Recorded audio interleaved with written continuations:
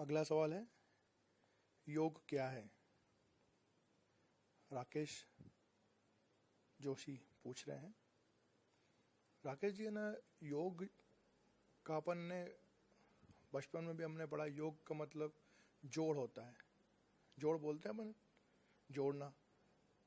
तो बस योग का मतलब वही है, हमको अपने आप को प्रभु के साथ जोड़ना है, आध्यात्मिक के द्वारा,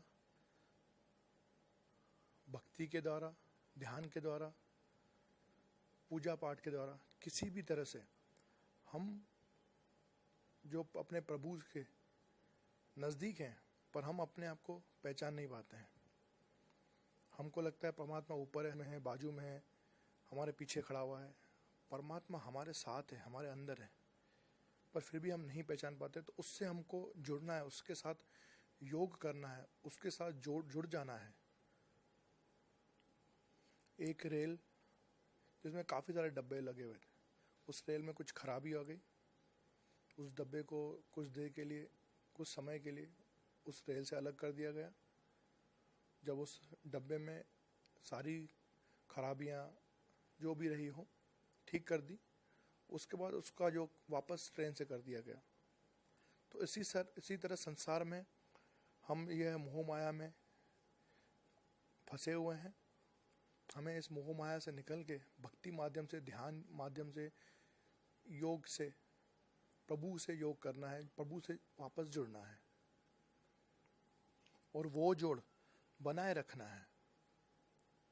कोई भी चीज़ आप बार बार करेंगे तभी वो सधती है। कई बार लोग बोलते हैं ध्यान लगता नहीं है।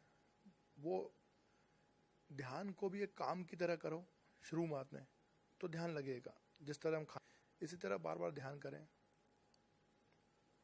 और किसी का कोई क्वेश्चन हो तो बताएं, पर ध्यान रखें कि कई बार लोग क्वेश्चन पूछते हैं कि वो है ना, कमल जी, वो हमारा गाय वाला जो आता है दूध देने वाला, वो पतला दूध दे रहा है, पानी आ रहा है। ये सवाल पूछ के आप सबके सामने खुद को तो पेश करते हैं, आप गलत नहीं करते हैं, पर इस तरह के सवाल जो है वो मैंने हर बार आपको बोला है कि आध्यात्मिक सवाल पूछें और मैं जवाब दूंगा। बाकी आपकी बुद्धि काम करेगी। उसका मतलब होता है कि हर चीज़, हम छोटे बच्चे नहीं हैं जो हर कोई हमको हर चीज़ डिटेल में करके समझाई जाए। और इतने सारे जब लोग बैठे हों तो उस समय एक हिंट दी जाती है। अगर आपको और ज़्यादा कोई दिक्कत हो तो पर्सनल आके मिलें। बिल्कुल, ओम ध्यान के अंदर लाइन सिटी मैरिज गार्डन में आपका हार्दिक स्वागत है। एक की आध्यात्मिक प्रश्न पूछें, आजमाने की कोशिश ना करें। अपना भला किस तरह हो, इस तरह के आप प्रश्न पूछें। कई बार लोग अपने आप को बड़ा बताने के लिए कि मुझे इतनी जानकारी है, सामने वाला जिसने क्लास ली उसको जानकारी है कि नहीं है। हमें तो कुछ आता है, हम थोड़ी ना बोलते हमें आता है। हम तो प्रयास कर रहे हैं आपकी मदद करने का। आप जहाँ फंसे हुए हैं हम आपको निकालने का प्रयास कर रहे हैं। हम तो खुद सीख रहे हैं, हम तो हमेशा सीखते रहेंगे। हम तो प्रभु से हमेशा बोलते हैं, प्रभु हमको सिखाओ, हम तो तेरे दर के भिखारी हैं, हमें भीख, हम दूसरे किसी को क्या देंगे। हम तो केवल अपना समझ के आपको, हम अपना मान के आपको अपना कर्म कर रहे हैं। और अगर आपको लगता है कि हमें आजमाना है तो आजमा लीजिए। हमारे ईश्वर हमारे साथ हैं, हमें हर परीक्षा में उत्तीर्ण करवाएंगे। हमें तो केवल कर्म करना है और प्रयास करना है, बाकी काम तो ईश्वर करते हैं। तो एक निवेदन है, आजमाए ना। अपना भला करने के लिए जो प्रश्न है उनका उत्तर हमसे लें और उसका घर जाके मंथन करें कि हमने जो आपको उत्तर दिया उसका क्या। हमारा कोई किसी तरह का कोई लालच नहीं कि आप हमसे पूछें उसके बदले में हमें इतने सारे रुपए दे दें, या किसी का चाह अनचाहा, जाना अनजाना किस तरह से भी हमारी कोई मदद कर दें। 1 रुपया नहीं, एक किसी तरह की कोई मदद हमें आपसे नहीं चाहिए। इतना कामना कि आप सक्षम हो जाएं और किसी और की सहायता और की मदद करें। बंसल जी का अगला प्रश्न है कि जब हम ध्यान करके ही प्रभु से मिल सकते हैं, अपना योग कर सकते हैं, प्रभु को पा सकते हैं, तो फिर हम में कई लोग बोलते हैं कि कई तरह के आसन करिए, ये ना क्रिया योग करिए या किस तरह के कोई भी जो है यो अपने शरीर को मजबूत बनाइए या कई तरह की चीज़ें। तो मैं आपको उसका एक सिंपल सा उदाहरण दूंगा कि समझ लीजिए 3 कारें आपके पास हैं और आपको यहाँ भोपाल से फिर से ही इंदौर पहुँचना है। तीनों कारें आपको वहाँ पहुँचा देंगी, थोड़ा बहुत समय का फ़र्क होगा, पर एक कार जो है बिल्कुल फर्स्ट क्लास, फर्स्ट डेकोरेशन करी हुई, एक थोड़ी सी एवरेज और एक बिल्कुल सी मरी हुई हालत में हो, जो बिल्कुल आपको पहुँचा देगी पर मज़ा नहीं आएगा। आप तीनों कार में एक बार बैठ के जाते हैं, जो बिल्कुल बेकार है, मतलब चलने लायक है पर मज़ा नहीं आ रहा है, तो आपको मज़ा नहीं आएगा। पर एक बिल्कुल टिप टॉप है, उसमें आपको और मज़ा आएगा। और एक बहुत फर्स्ट क्लास है जिसमें बढ़िया म्यूजिक सिस्टम लगे हुए, टीवी लगी हुई है, शोशा किया हुआ है, एयर कंडीशन लगा हुआ है, उसमें आपको बहुत मज़ा आएगा। तो आप अभी जो ध्यान कर रहे हैं वो बीच वाली में, आप अच्छी लग्जरी कार में ऊपर पहुँचेंगे, प्रभु में के साथ जुड़ेंगे, सब चीज़ों को ज्ञान आपको मिलेगा। पर अगर आप और अच्छा उसका आनंद लेते हुए जाते हैं तो अपने शरीर को जब आप मजबूत, स्ट्रॉन्ग,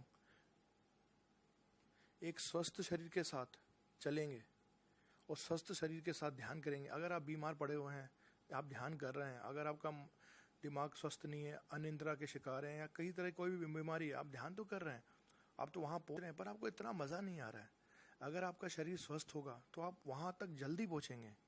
तो इसी कारण अपने शरीर को स्वस्थ रखने के लिए आसन, प्राणायाम, क्रिया योग या इस तरह के कई तरह की योगा वगैरह किए जाते हैं, ताकि आप अच्छी तरह से अपना सफ़र पूर्ण करें। आशा है आप मेरे उत्तर से संतुष्ट होंगे, और कोई दुविधा हो तो पर्सनली मुझसे मिल सकते हैं, या ध्यान के विषय में, मेडिटेशन के विषय में और अधिक जानकारी चाहिए तो यूट्यूब पे कमल रायचंदानी केवल टाइप करें, KAMALRAICHANDANI। उस पर आपको कई तरह की और दुविधाओं से मुक्ति मिलेगी। या मुझसे आके lion city marriage garden Bhopal Madhya Pradesh में हलालपुरा लालघाटी पे आप आके मिल सकते हैं। अगला प्रश्न नेहा गोस्वामी जी का। नेहा जी बोलती हैं कि स्वामी जी, नेहा जी मैं स्वामी जी नहीं, आप मुझे कमल ही बोल सकते हैं, इसमें लिखा है आपने स्वामी जी, शुक्रिया उसके लिए, धन्यवाद। कि जंगल में जाके ध्यान करने से, पहाड़ों में जाके ध्यान करने से ज़्यादा अच्छा ध्यान लगता है, इसका जवाब दीजिए। घर छोड़ के ध्यान करने ज़्यादा ध्यान लगता है, इसका जवाब दीजिए। क्या ऐसा करना चाहिए कि वहीं बैठ के ध्यान करना चाहिए? नेहा जी, आपका यहाँ सेक्शन में ओम ध्यान केंद्र में हार्दिक स्वागत है, और आपका अच्छा प्रश्न है। कई लोग ये सोचते हैं कि मान लो जैसे कहानियों में या टीवी सीरियल्स में देखते हैं कि लोग वन में जाके, देखिए आप एक महान आत्मा और बलवान शरीर लेके यहाँ पैदा हुए हैं। आप में इतनी शक्ति है कि आप अपने शरीर को ध्या के, अपने आत्मा को, अपनी मन को कंट्रोल करके जहाँ भी आप बैठ जाएं वहाँ आप ध्यान कर सकते हो। कई लोगों को मन बहुत विचलित होता है, वो घर में या कहीं बैठ के ध्यान नहीं कर सकते हैं, तो वो ऐसी जगहों का सहारा लेते हैं कि जहाँ पे उनको कोई बाधा ना हो, डिस्टर्बेंस ना हो। पर हम अपने कर्मों का त्याग करके जंगल में चले जाएं, अपने परिवार को छोड़ के जंगल में चले जाएं, उससे भगवान खुश नहीं होंगे। हम यहाँ पे शरीर रूप इसलिए लेके आए कि अपना कर्म करते हुए, अपने घर वालों को साथ लेके, अपने परिवार को, हर चीज़ को निभाते हुए, एक कोई जाके अपना घर बार छोड़ के जाके जंगल में बैठ जाए और वहाँ पे योग तप करे, और एक जो सांसारिक जो है वो अपना संसार में अपनी पूरे कर्तव्य पूरा करते हुए और ध्यान योग के माध्यम से आगे बढ़े, तो वो 2 गुना ज़्यादा आगे बढ़ेगा। आप अपना कर्तव्य करके आगे बढ़ रहे हैं। एक बहुत पुरानी मशहूर कहानी है, भगवान से नारद जी ने बोला, भगवान मैं आपका सारा दिन नारायण नारायण जाप करता रहता हूँ, मैं आपका सबसे बड़ा भक्त हूँ। भगवान ने बोला ऐसा तुम मानते हो? वो सामने जो है एक किसान देखो जो खेती कर रहा है, वो मेरा सबसे बड़ा भक्त है। नारद मुनि बोले प्रभु वो तो साधारण सा किसान सारा दिन खेती करता है, आपका शाम को केवल एक नाम जप के अगरबत्ती लगाता है, वो आपका सबसे बड़ा भक्त कैसे हो गया? प्रभु ने बोला ठीक है नारद, एक काम करो, छोटा सा काम है, इसका जवाब मैं बाद में दूंगा, एक छोटा सा काम कर दो, एक ये मटका ले लो और ना मटके में जल भरा हुआ है, ये यहाँ से लेके वहाँ तक थोड़ा तुम पहुँचा दो, पर ध्यान रखना कि बिल्कुल झलकना नहीं चाहिए। नारद जी बोले प्रभु को क्या हो गया, छोटा सा काम तो कोई भी कर सकता है। तो नारद जी बोले ठीक है प्रभु, जो आ गया। नारद जी मटका सर पे लेके और पानी उसमें फुल भरा हुआ, जरा सा भी हिले कि छलका नीचे गिरा। प्रभु की आज्ञा माननी, एक बूंद भी नहीं गिरना चाहिए। जहाँ से लेके वहाँ तक सफ़र पूरा तय किया, एक बूंद भी नहीं गिरी। और प्रभु को बोला प्रभु देखिए मैं हूं ना आपका बड़ा, देखिए मैं हूं ना आपका सबसे बड़ा भक्त। आप बोल रहे हो किसान है। प्रभु मुस्कुराए और बोले हे नारद मुनि, तुमने मेरा काम तो कर दिया, पर मुझे ये बताओ कि जब तुम चल रहे थे पानी को लेके, तुमने उस समय मेरा नाम कितने बार लिया? तुम सारा दिन तो नारायण नारायण बोलते रहते, उस समय कितना ना मेरा नाम लिया? नारद जी बोले प्रभु आपने कहा एक बूंद भी नहीं चला, नहीं, पूरा ध्यान मेरा उसमें लगा पड़ा था, मैं कहाँ से आपका नाम लेना, मुझे तो आपका काम करना था। तो प्रभु बोले कि तुम पानी का एक मटका लेके चल रहे हो, उस समय मेरा नाम नहीं ले रहे हो, और सामने जो किसान है जो अपने परिवार को पालता है, पूरा दिन मेहनत करता है, उसके बाद भी सुबह शाम मेरे लिए दिया जलाता है, अगर वो जलाता है, मेरा जाप करता है, पाठ पूजा करता है, और हर समय अभी भी तुम देखो कि वो जब हल चला रहा है तो मेरा नाम ही जप रहा है। नारद जी प्रभु की बात को समझ गए और प्रभु से हाथ जोड़ के क्षमा मांगे कि प्रभु मुझे माफ़ करो, मैं अपने घमंड में अपने आप को बड़ा भक्त मान रहा था। तो इसी तरह नेहा जी जो सांसारिक जीवन में जीते हुए प्रभु को ध्यान कर रहा है, जप रहा है, वो बड़ा त्यागी है और बड़ा बड़ा महान आत्मा है। नहीं तो घर छोड़ के तो कोई भी चला जाए। तो मैं कभी नहीं बोलूँगा कि अपना घर बार छोड़ के, हाँ आप अपना पूरा काम निर्वाह करिए, गृह गृहस्थी का निर्वाह करिए, और अगर आपका ध्यान नहीं लग रहा है तो आप अपने मंदिर में कहीं पे भी बैठ के अपना अलग अकेले में ध्यान कर सकते हैं। और मेरा मानना है कि अगर आपको शुरू में थोड़ी सी दिक्कत होती है, आप एक बार ध्यान लगना चालू हो जाएगा, आप हज़ारों लोगों में ध्यान बैठ के करिए, शोर करते रहें, चिल्लाते रहें, आपका ध्यान बिल्कुल लगेगा। और ये मैं कहीं का नहीं इस बातों नहीं मानता हूँ, मैं हर चीज़ को अपने ऊपर एक्सपेरिमेंट करता हूँ, और जो मुझे लगता है उसके बाद मैं किसी को सलाह देता हूँ। मैं खुद दारू पीता हूँ और किसी को बोलूँ कि दारू ना पियो, ऐसा नहीं। पहले मैं बंद करूँगा। मैं मांस नहीं खाता हूँ, इसलिए मैं बोलता हूँ कि मांस ना खाओ।